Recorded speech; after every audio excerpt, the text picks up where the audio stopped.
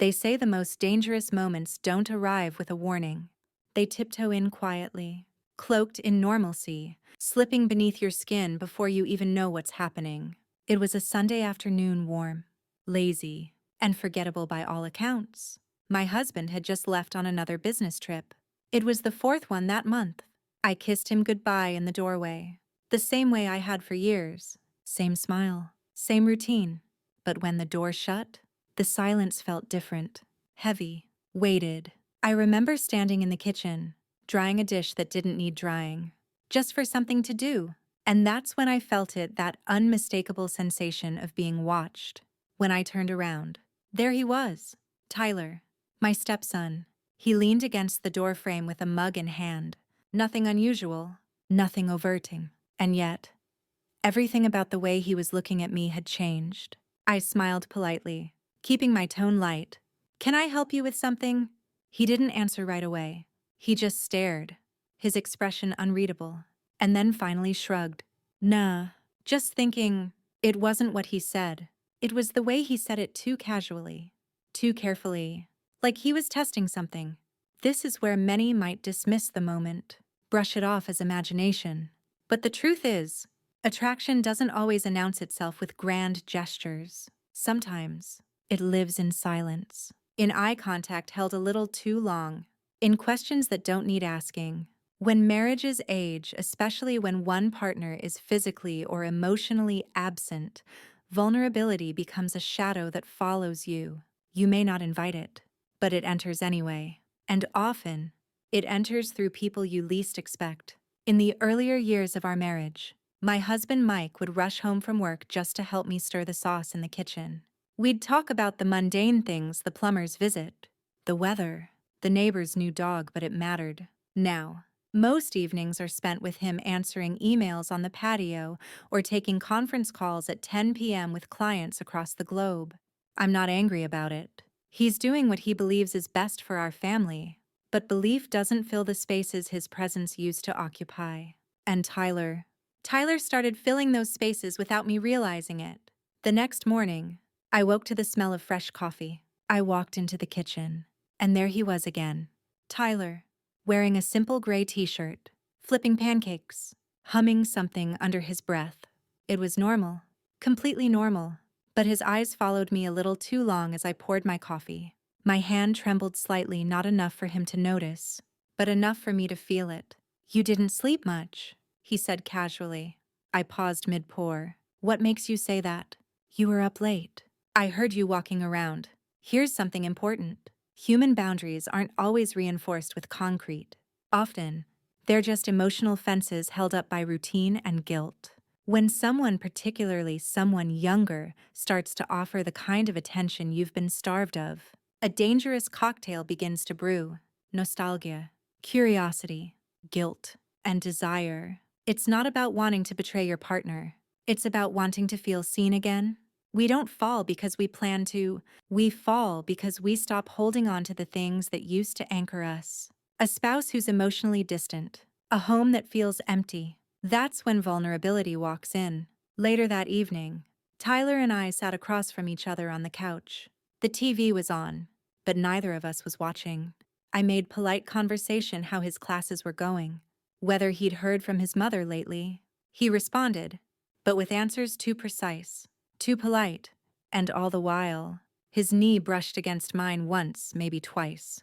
When I got up to clear the dishes, he followed me into the kitchen. "You know," he said, his voice lower, "you always act like you're trying to keep a wall up around me." I turned around, smiling faintly. "That's because I am." "Why?" he asked, and he wasn't teasing anymore. I looked at him, and in that moment, I felt my breath catch, because I didn't know what to say. A woman named Claire once shared a story in an anonymous forum about her stepson, whom she raised from the age of 12. When he turned 21 and she was nearing 50, they experienced a similar shift. One night, after her husband passed out drunk in the living room, he kissed her. She pushed him away, but she admitted, "The worst part wasn't that he kissed me. It's that, in that moment, I wanted it. It wasn't about lust. It was about craving affection, intimacy, and recognition." Those things don't always arrive in appropriate forms. 2 days later, my husband called to say he'd be extending his trip by 3 more days. Tyler and I had the house to ourselves. I told myself it didn't matter. I told myself I could handle it. But that night, as I stepped out of the shower, wrapped in a robe, Tyler was in the hallway just standing there. "Sorry," he muttered, but didn't move. I could have gone back in. I should have. But instead, I froze. That look again. That burning, questioning gaze. And beneath it, a challenge. "Do you regret being alone here with me?" he asked. The question punched the air from my lungs. I opened my mouth, but no words came. And that silence was the first real betrayal. The day Mike left for his extended work trip, the house felt like a museum. Everything in place, but lifeless. I walked into the living room, clutching a laundry basket I had no intention of folding. My body moved on autopilot, but my mind was far away. I thought about leaving, taking a few days away, calling a friend, disappearing to a spa, anything. But then I remembered I hadn't done something for myself in years. Running away won't fix what's broken inside you. I muttered aloud, and I knew I wasn't talking about Tyler. "So let me get this straight," my best friend Rachel said over the phone, her voice sharp. "You're stuck in a marriage with a ghost. And the one person who notices you happens to be your stepson." I didn't respond. "Don't look for fire where there's supposed to be shelter," she added. "Emotional intimacy can be even more potent than physical attraction. When someone sees you in a way you haven't been seen for years, when they notice your new haircut, or sense you're feeling anxious without saying it, it bypasses the brain and goes straight to the heart. That's what makes it dangerous. It tricks you into believing that connection equals permission." That night, I found Tyler on the couch, scrolling on his phone. I sat down at the opposite end, clutching a throw pillow like armor. "We need to talk," I said. He didn't look up. "About what we're not doing?" I sighed. "Tyler." "No," he said, finally looking up. "Don't Tyler me like I'm a kid. You feel it too. I see it every time you look at me." "That's the problem," I said.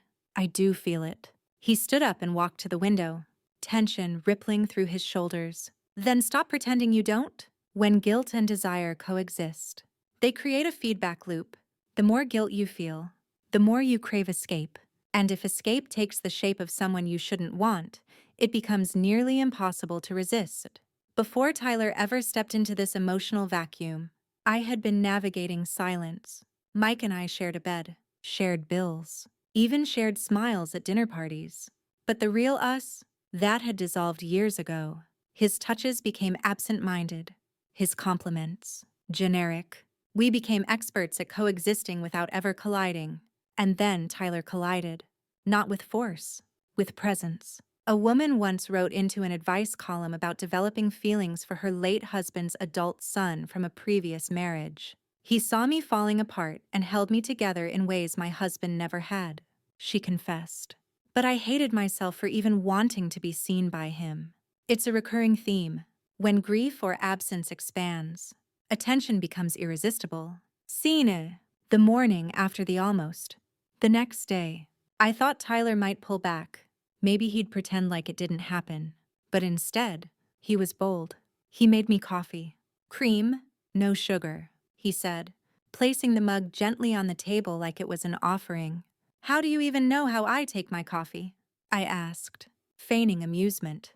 "I watch you," he said. "Probably more than I should." At first, guilt screams. Then it whispers. Eventually, it becomes background noise. By day 3 of Mike's absence, I didn't just fear Tyler's attention, I anticipated it. When he didn't make eye contact, I felt something close to disappointment, and that realization scared me more than any kiss ever could. Later that afternoon, Rachel called again. "I had a dream last night," she said. "You were walking down a hallway lined with mirrors, but every reflection showed a different version of you. One looked like your wedding photo. One looked lost. Which one did I become?" "You didn't pick." You stood frozen, staring at the one that looked back like Tyler. That evening, we sat in the kitchen, the room lit only by a low pendant light above the counter. "Do you think he loves you?" Tyler asked out of nowhere. "Who?" I asked. Though I knew. Your husband? I paused. He tries? That's not the same thing. No, I whispered. It's not? He stepped forward, his eyes searching mine. Not for lust, but for confirmation. That I saw him. That I wanted him to see me. I turned away, breaking the spell. Good night, Tyler. But that night, I dreamed about him anyway. It's easy to call this wrong. To look from the outside and say, she should have walked away, shut it down. But inside the cracks of unmet need, decisions are never clear. You don't choose desire, you survive it. Or you surrender to it. And if you're not careful, you can confuse recognition for love. It happened on a Wednesday. The weather was warm, but the house felt cold, its emptiness echoing in every hallway. I was folding towels when Tyler appeared at the doorframe. You're not avoiding me anymore, he said softly. I stopped pretending it's working, I replied, not looking up. He stepped closer, hesitating before sitting on the edge of the bed, a respectable distance away. Still, the air thickened between us. I think about you all the time, he said. I should have told him to leave. Instead, I whispered, I know. There's always a pause before something irreversible, a final chance to step back. Most don't recognize it until they've already crossed it. And that's exactly what happened here.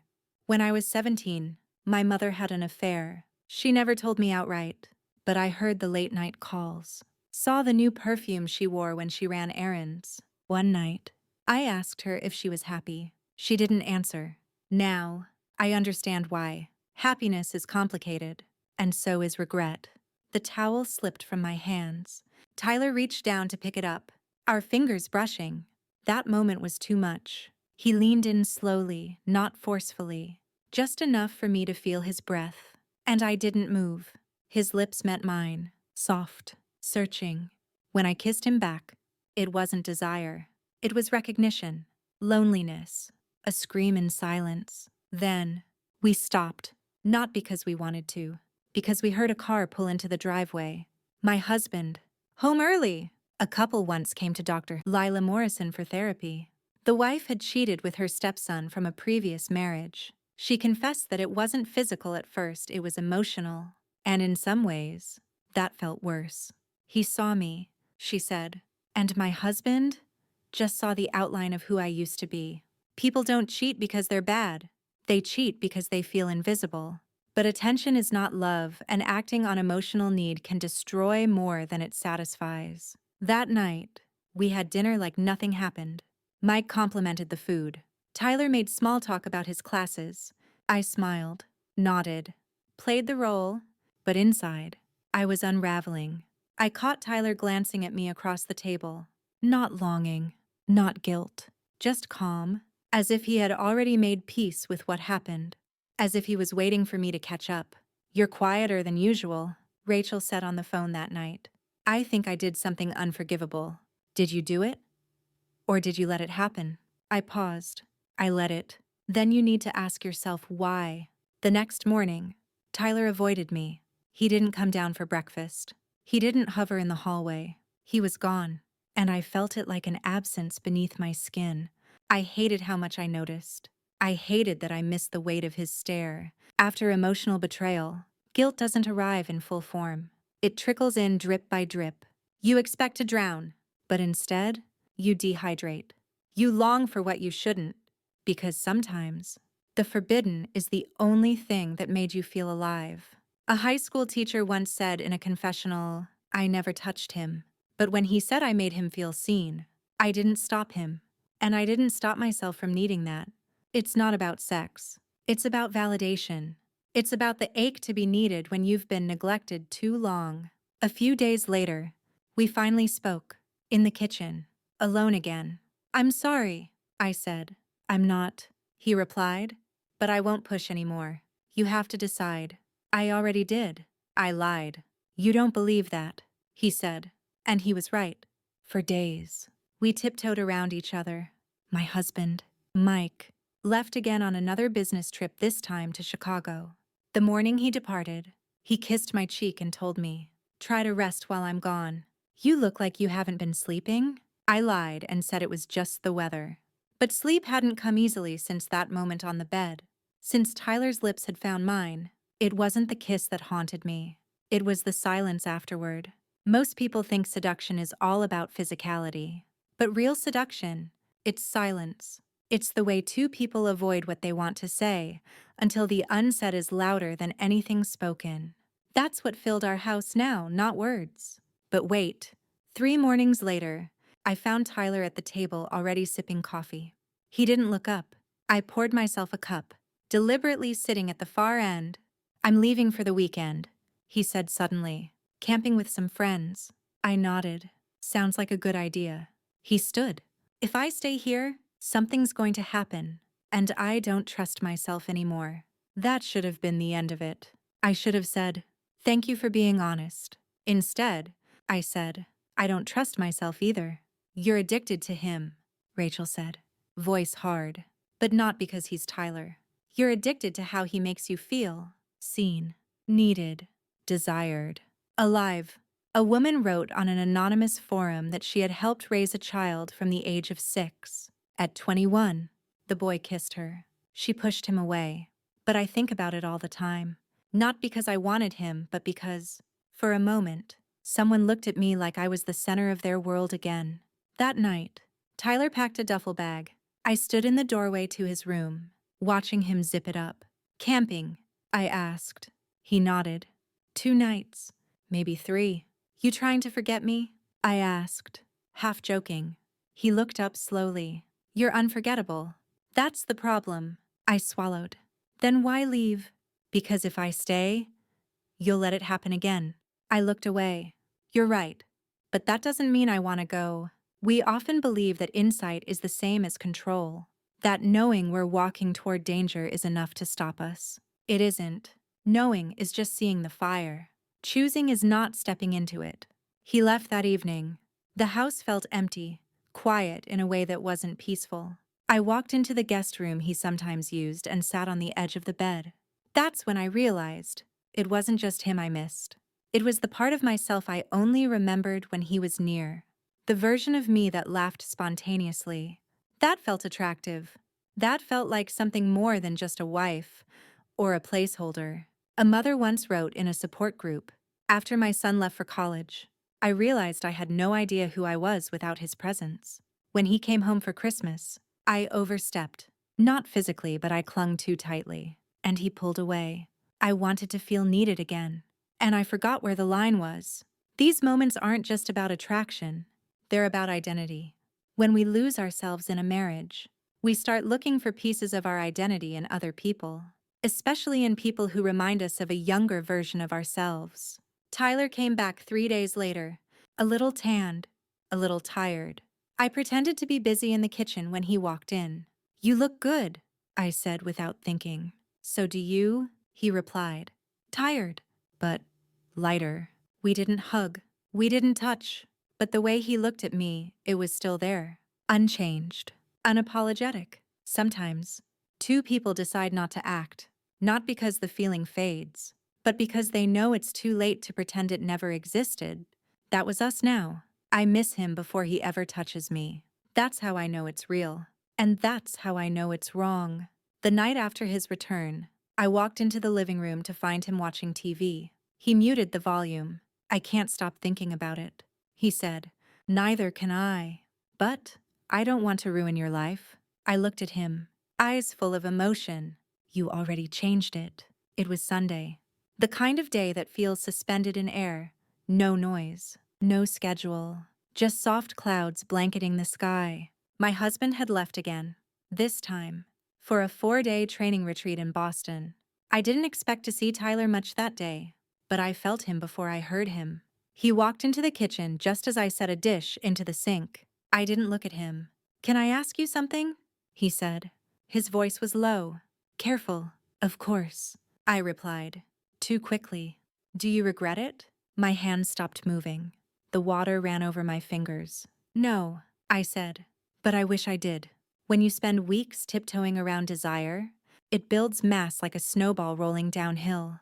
The longer it's suppressed, the harder it is to stop. By the time most people cross the line, they don't leap. They just surrender.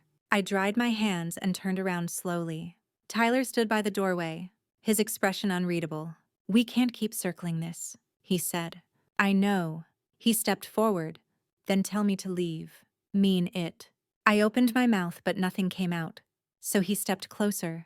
"Tell me to stop wanting you." I closed my eyes. "I can't." When I opened them again, he was just inches away. "I won't do anything you don't want," he said. "I know," I whispered. And this time, I didn't step back. A woman wrote into an online advice column, confessing that her late husband's adult son, 25 and adopted, had been her emotional crutch for a year after the funeral. One night, he held her while she cried. She didn't pull away when his lips brushed hers. I told myself I was grieving, that I needed comfort. But really, I needed to feel loved. And I couldn't find a line to stop myself before I crossed it. When someone becomes your emotional caretaker, especially in times of loneliness, the lines between support and seduction blur. It's not about physicality. It's about chemistry formed in isolation. I don't remember the details, only moments. The way he kissed me tentatively at first, then with certainty. The way he whispered my name like it meant something. The way we both trembled not with lust, but with fear. Afterward, we lay in silence, not peaceful, not regretful, just stunned. I turned to him. "This can't happen again." "I know," he said.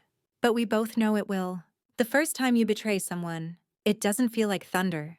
It feels like rain. Soft, slow. You almost don't realize you're drenched until it's too late."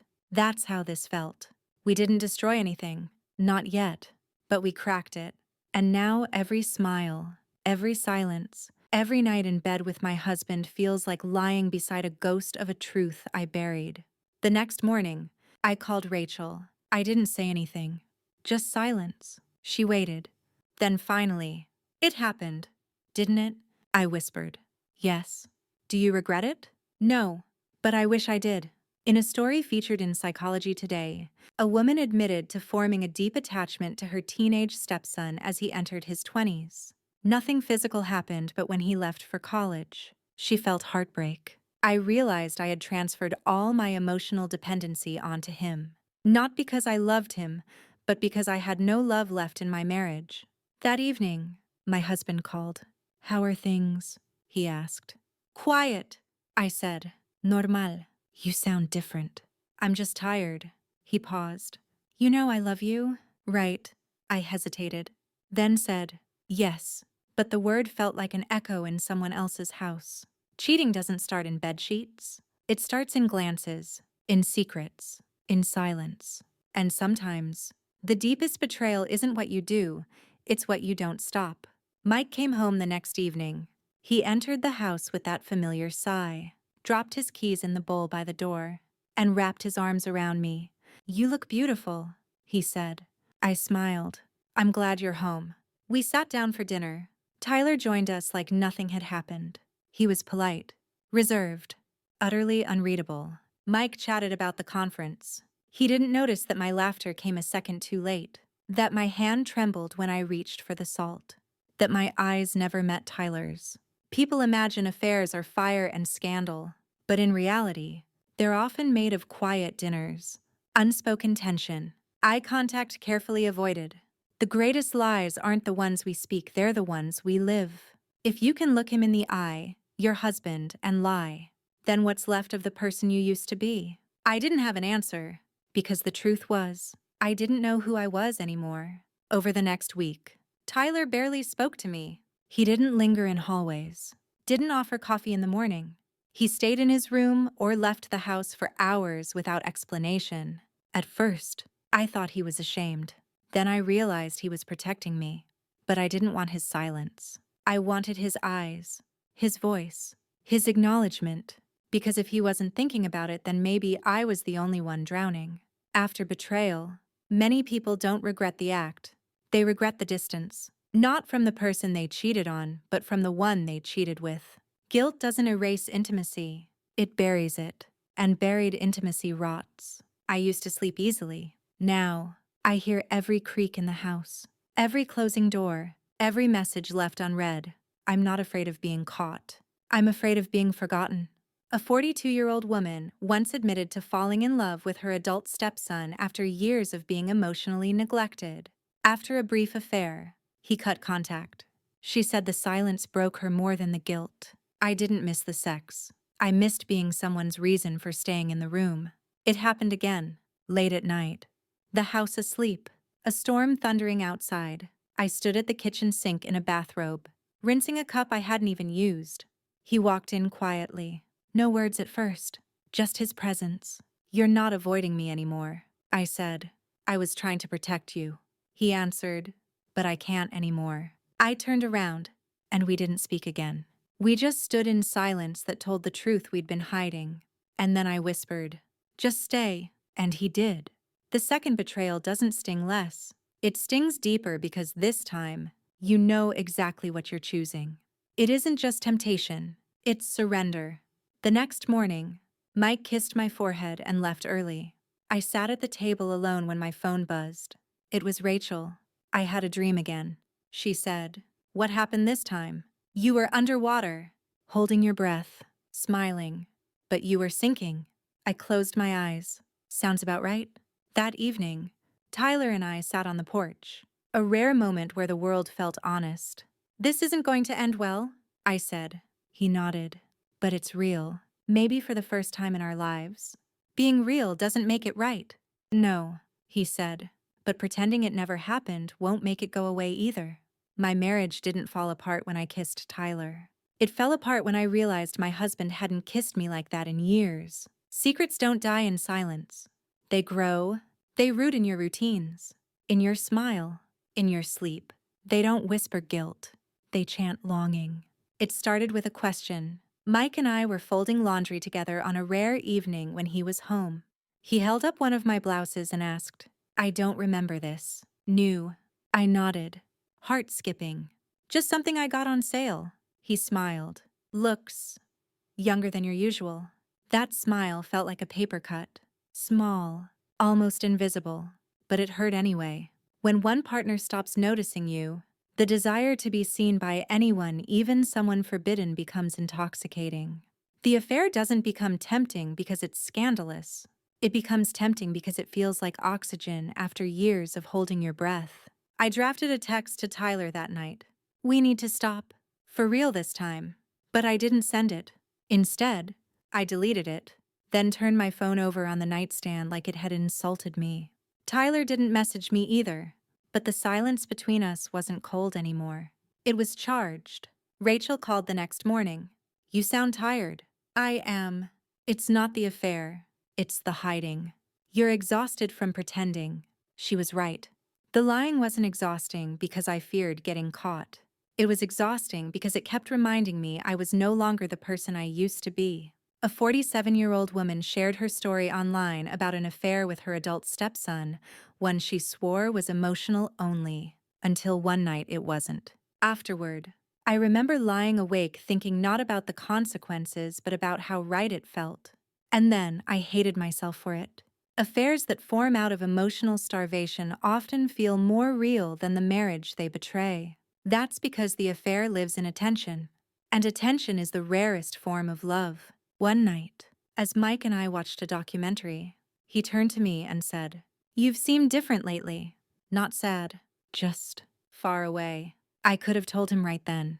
I opened my mouth, but what came out was, "I'm just tired." He took my hand, squeezed it. "You know, I'm here, right?" I nodded, but I knew he wasn't. He offered me kindness, but I needed hunger. I needed someone who didn't just love me. I needed someone who wanted me. The next day, I walked past Tyler in the hallway. We didn't speak, but just as I reached the stairs, I stopped, turned. He was still there watching. I walked back to him, slowly, step by step, and I whispered, "I can't do this anymore." He didn't ask what I meant. He just asked, "Then why are you still here?" It cracks in layers. In the words you don't say, in the apologies you rehearse but never give, in the looks across the table when someone else says "I love you" and you can't say it back. That night, I asked Tyler to meet me outside on the porch. We sat in silence for a long time. Then I asked, "What happens if this comes out?" He looked at me, calm, We lose everything. Would it be worth it? He hesitated. I don't know, he said honestly, and neither did I. I still love my husband. I do, but I no longer want the life I have with him. And I'm terrified that means I've become someone I don't recognize anymore. It's easy to think the worst betrayal is between lovers. But the worst betrayal is when you break the promises you made to yourself. When you swore you'd never become that woman, and now you don't even know where she went. Sunday mornings used to be my favorite. Mike would make coffee, and I'd read the paper by the window. Tyler would sleep in or go for a run. The house felt whole. Now, it felt like a movie set, staged, silent. Every smile, every good morning delivered on cue. Mike poured coffee and sat beside me. You okay? I nodded. Just tired. I'd said that too many times. He reached out and touched my hand. You've been distant. I know. I don't want to lose you, he said. My throat tightened. Too late. Some marriages end with screaming and lawyers. Others die in quiet breakfasts and overcooked dinners. You don't always notice when love leaves until you realize you've stopped reaching for it. I wanted to be good. I wanted to be loyal. But I also wanted to be alive. And somewhere between those wants, I got lost. That night, Tyler and I sat on the couch while Mike was upstairs. We can't keep doing this, I said. I know, he replied. He didn't argue, didn't ask me to change my mind. He just looked at me with something close to grief. But I don't regret it, he added. Neither do I. Some endings happen with a nod, a pause, a door that closes quietly. Tyler didn't storm out. He didn't beg. He kissed me once, gently, and said, I'll be gone by morning. And I didn't cry. I didn't scream. I just cleaned, scrubbed the counter, washed the already washed mugs, rearranged the spice rack. I wasn't trying to fix anything. I was trying to feel like something could be put back in place. So, it's done. Yes. Do you feel better? No. Do you feel lighter? Maybe. That's something. That evening, Mike asked me if I wanted to take a trip, just the two of us. I said yes. Not because I wanted to go, but because I needed time. To think, to grieve, to figure out whether what I lost was worth what I found. A woman once wrote, we never divorced on paper. But one day, he stopped asking how my day was, and I stopped telling him. That was our split. Quiet, civil, and final. The deepest damage affairs cause isn't in broken vows, it's in broken mirrors. You stop recognizing who you are, and rebuilding that reflection takes years. This story isn't about scandal. It's about need. It's about a woman who felt invisible, a man too busy to notice her fading, and a boy who saw her not as a stepmother, but as a woman. What happened between us? It was wrong, but it was also real. And sometimes, that's the hardest truth to live with. I still live in the same house. I still share dinners with Mike. I still avoid certain hallways. But something inside me changed forever. I crossed a line I thought I never would. And though I ended it, I carry the weight of what it meant and what it revealed. That sometimes, the greatest betrayal isn't to someone else. It's to the version of yourself you swore you'd never lose.